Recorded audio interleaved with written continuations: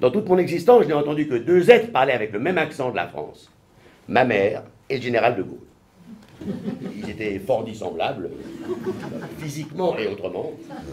La promesse de l'aube, c'est l'histoire d'un écrivain qui au début est en face de la mer. Les premiers mots, c'est fini. Il n'a plus d'inspiration, il pense que c'est fini. Et au moment où il pense que c'est fini, sa mère vient s'incarner en lui et vient lui rappeler que... Et elle lui dit, tu as honte de ta vieille mère. Et donc quelque chose remonte en lui et lui fait retraverser toute cette histoire et donc lui fait écrire à nouveau un livre en 1960, La promesse de l'aube.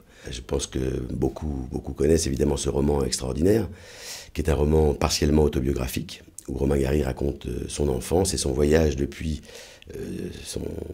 l'endroit de sa naissance, c'est-à-dire Vilnius en Lituanie, toute la traversée de l'Europe jusqu'à Nice.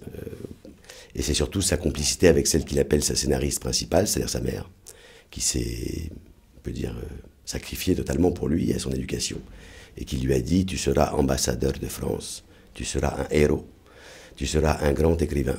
Et il est devenu non seulement un héros puisqu'il est compagnon de la Libération, ils ne sont pas très nombreux, ils étaient 1000, il est devenu ambassadeur de France.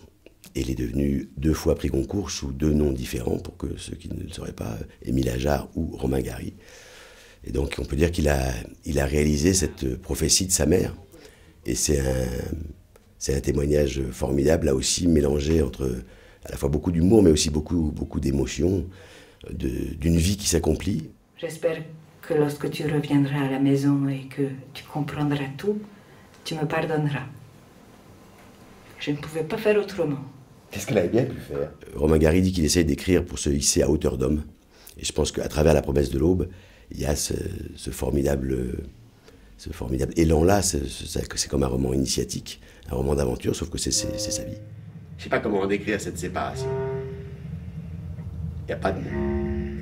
Je voulais lui laisser l'image d'un homme plus que celle d'un fils. Bon, allez, au revoir, moi.